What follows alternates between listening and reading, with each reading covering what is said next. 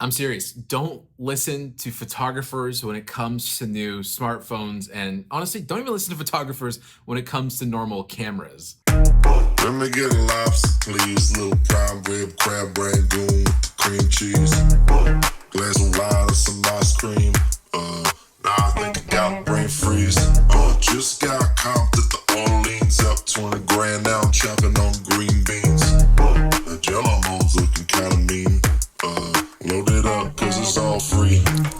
I'm going back for thirds. Okay. Post this at a loss for birds. Okay. At the buffet till it hurts. Okay. Yeah, we do this all day. Look, every year we get so stoked and excited about these new iPhones, and the most standout feature is always the camera. It feels like whatever camera we had previously to the one that's coming out is now suddenly inferior and pointless and a piece of crap. I need to have the new phone because it has the best camera of any iPhone or any smartphone that's ever come out. And I'm here to tell you, yes, that's true. It is true that new iPhones definitely have better cameras than previous iPhones. That's just the way upgrades work. But what I want you to understand is even though it is better, I don't think you need it. And the problem is someone even like myself who is a filmmaker and a photographer, when I get a new camera that has better image quality, I assume it's just better overall and it's something that I need. But I am not normal people. I'm not the average user that's buying an iPhone because the average user of an iPhone doesn't really care about 48 megapixels, doesn't really care about ProRAW. They don't care about crispy details when you zoom into like 300%. That stuff is sort of irrelevant to most users. I used to be someone that would tell all my friends, oh, how the hell do you use like an iPhone 7 or an iPhone 8 or an iPhone 10, whatever? Like the camera is so dog shit. Like, no, it's not, because if you're only taking pictures of, your Starbucks, your friends, your dog, your cat, whatever, these cameras are fine. And so what's extra fascinating about the 14 Pro is I do think it's the best the camera has ever been, but I'm struggling to understand why. Because I also think a lot of photographers haven't really embraced the iPhone as their only camera. Every year we always joke that, yeah, the iPhone's gonna replace your camera. It's definitely gonna replace your camera this year. This is the year that it does. It's gonna replace your Sony, your Canon, your Nikon, whatever, your Fuji. And it doesn't for most people. We all talk like that when the phone comes out. We do side-by-side comparisons with like professional DSLRs and mirrorless cameras in the iPhone, and we all say, hey, it honestly looks just as good. But that next job, when a client calls you to come shoot something for them, you're not showing up with your phone. You're still grabbing your mirrorless. I'm someone that does genuinely use my phone not only for work, but most of my personal stuff and all the work that I do for me and the things that I want to shoot that I'm not getting paid for. I use a phone. But that being said, I still don't bring my iPhone out on major client shoots. If I'm just doing social media content for a brand, yes, I don't have any issues using my phone. And I do think the 14 Pro is the best version of that for that purpose. For all intents and purposes, this still hasn't replaced a Sony mirrorless camera or a cinema camera in that respect in the client production world. But they're not trying to do that. This is still a phone for everybody to buy. This isn't trying to replace everybody's camera. It is trying to be the camera that everyone has in their pocket so they don't buy a mirrorless camera, and that I 100% agree with. I think the iPhone is still an excellent gateway drug into photography and getting into lenses and getting into mirrorless cameras and stuff like that. And even as someone like myself who has access to any camera pretty much that I want, I still use the iPhone because it's in my pocket and it's the one I like to use. But if you're just a regular person who just plays with their phone and takes pictures of receipts for expenses, some dinner that they went to, their friends, their family, a party, a concert, any phone that you can get now in the last 5-6 years is totally fine for that purpose. But on the flip side, I do know as a content creator and as someone who makes stuff for online as myself, as just Patrick as a brand, where I'm my own boss and I'm the client, I think the phone is the perfect camera for that. So if you're a content creator and if you're looking to get into social media stuff, honestly, I have a hard time recommending you go spend $4,000 on a Sony mirrorless camera or anything in that realm, when technically you could probably just go to your carrier, and if you're on like an iPhone 11 or an iPhone 12, you're coming up on that 2-year upgrade plan. Why not get the best camera you can get in a phone, for $0 and just pay your monthly fees for your plan and have a camera that could totally launch a YouTube channel, that could totally launch a social media business, that could shoot all of your product photography. You could do portraits. You could do everything that you wanted to with the same thing that you text and iMessage and watch TikToks on. Why go spend extra money on a device or a camera that you truly don't need, because this thing is so damn good. Case in point, I'm shooting this entire video with the 14 Pro using cinematic mode and the front-facing camera. I haven't even plugged a microphone into this thing. You're watching and listening straight out of the iPhone. What do you need anymore? What is the excuse for you to make the thing that you want to make? What's stopping you at this point?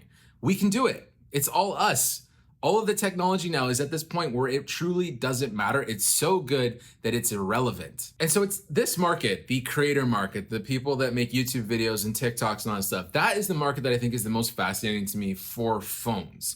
But if you are a normal person who doesn't want to make things, you just want to consume, you really don't need to upgrade this phone because of the cameras. Maybe you can have some fun because you want dynamic island, all that other crap that comes with a new phone, whatever. But don't get sucked into photographers and filmmakers telling you this is God's gift to filmmaking and photos. Like, it's not. It is really great and it's amazing and it's awesome, but you truly do not need it. So if that's you and you've tuned out, have a good one. Hope you like this video. If you want to stick around and I get a little techie and nerdy about some of these advancements that have come to this camera that make it so great for content creators, sure, stick around. But otherwise, peace.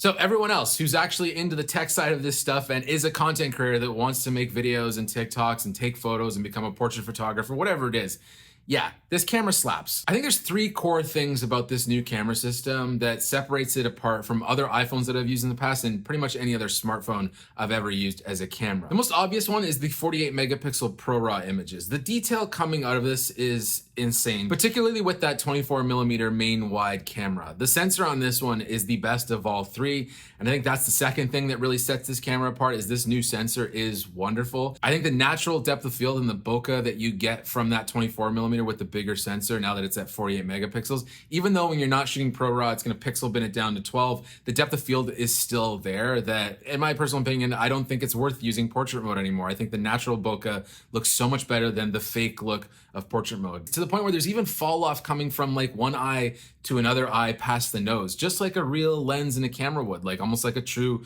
24 mm f1.8. Of course, it's not as bokelicious as a real prime lens. But the fact that it has natural bokeh is, in my opinion, a nice jump forward. And it's, again, closing that gap even further because, to be honest, it's probably already closed already, between these phone cameras and quote unquote real cameras, which I absolutely hate making that comparison. The third thing is color reproduction. There's a huge trend right now, particularly with Gen Z and like major influencers like the Kardashians and all that kind of stuff, where we're just stopped editing photos. We kind of got to this point where we were editing everything. We wanted everything to look like film. We wanted everything to have this look to it and like a color grade and a LUT applied to it. And now it's actually cooler and more interesting to not do anything to the photos. If you're not familiar with the photographer Jürgen Teller, I would definitely recommend looking into his work. For me, I find it absolutely fascinating. I feel like it kind of like says, screw you to all the high polished gloss, you know, Vanity Fair, Vogue, whatever, Time Magazine sort of portrait photography of celebrities. And he says, you know what? Maybe I'm just gonna use a phone or I'm just gonna use a camera in standard and I'm gonna shoot it like f8 and there's no depth of field and you're gonna sit beside a tree and that's who you are. I think it just captures a person in a really fascinating way and a raw, natural aesthetic that is now being applied to how we all sort of curate our lives. You can still pose and curate the things that you do, but we're not really editing and adding presets and LUTs and color filters to our photos anymore. And I've started to really enjoy this unedited look, this natural look coming out of these phones. And the 14 Pro has the best color reproduction I've seen of any iPhone that I've ever played with. The color coming out of this camera, particularly in ProRAW, is beautiful. I've been showing all these examples of these photos I took with my friend Casey that were very heavily inspired by Jürgen Teller's work. And in my personal opinion, when I took these photos into Lightroom, I would just have to bring the exposure to the point where I wanted it, and I didn't have to do anything to the color. I really like the out of camera look coming from this phone. It's a really nice natural look that isn't oversaturated or undersaturated. It's like kind of right down the middle and flat and easy and simple, which is great if you do want to edit your photos, add your presets, whatever. But as a straight out of camera look, especially as that's a popular trend right now, my God, do these photos ever look damn good. So we've got the 48 megapixels, that new sensor on that 24 millimeter focal length. And I think the third thing that I really truly love is the 2x telephoto. I have never been a fan of that 3x when they brought that out. I think it's too telephoto, it's too close. And a lot of times I just want to zoom in just a little bit to get a little bit of a punch on something. And so it's really cool that now that we have that 48 megapixel sensor, that main camera that's a 24 millimeter can actually go to 2x and make it a 48 millimeter, which is pretty close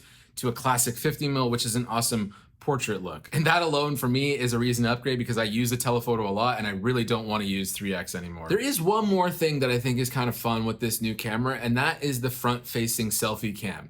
It is a massive improvement over any other iPhone you've used in the past. It also has autofocus now, so you can get a little bit of depth of field out of it. I had my model Casey take some selfies, and it kind of speaks for itself. Not to mention, I've been shooting this whole video, like I said, using the front-facing camera on this iPhone 14 Pro. So if you're someone who likes to take selfies, you want to start vlogging and all that kind of stuff, the front-facing camera is a huge improvement over previous ones, and it's almost as good as all the rear cameras on this phone. Now, I could dive into the whole video side of this camera, but I actually think the video coming out of iPhones has been so good for the last few years that, you know, these little improvements that they've made, like 24 4K for cinematic mode and whatnot, and the action mode and the stabilization, yeah, they're all fun and nice to have. But to me, that's not groundbreaking in any way. The video has always been good with an iPhone. So if you've had no issues with the iPhone in the past, it's a little bit better right now, but nothing to write home about. And if this is your first iPhone, prepare to be blown away because video on iPhone has always slapped. But otherwise, I hope this video helped, because if you're just, again, a normal person who just does normal things with their phones, do not get caught up in the hype of photographers like myself and other filmmakers on YouTube saying, this thing is nuts, holy crap, it's as good as my Canon. That's irrelevant. Think about what you do with your phone. Do you really need 48 megapixels? Are you zooming and cropping? Do you need all this detail? Do you even know what ProRAW is? Do you need to shoot RAW? Do you edit your photos? I don't think so. If you're a content creator like myself, or a photographer who wants another camera, the one that's in their pocket all the time, hell yeah, this thing rips. It's an absolutely fantastic camera. But don't sit there and pretend like it's actually gonna replace your mirrorless camera. It's just gonna be one more camera in your kit and in your arsenal. Maybe it's the one you use for street photography. Maybe it's the one you use to vlog. Maybe it's the one you just use to use a YouTube channel. Sure, it's great for that. But as a whole, I think the iPhone is the best camera for everybody. I would not tell my parents or my friends who are not professional photographers to go buy a mirrorless camera for their trip or for traveling. I would say, do you have an iPhone? Do you have a smartphone? That's the best camera. And so now that best camera is just a little bit better. But I hope you enjoyed this video. My name is Patrick Tomasso. If you have any questions about the iPhone, if you want to make some more videos about it, whatever it is, download some of those files, play with it, see what you think. What are your thoughts on the new iPhone? What are your thoughts on the images that are coming out of this phone now? Do you think they're good? Is it worth it? Are you upgrading? Let me know in the comments. But otherwise, my name is Patrick Tomasso. I hope you enjoyed this video, and you will see or hear me next time I feel like making a video. Cheers. Front-facing camera. You kidding me? It's an iPhone. It's crazy. Look, I'll just pop it off. I'm vlogging now. Look at that. Cheers.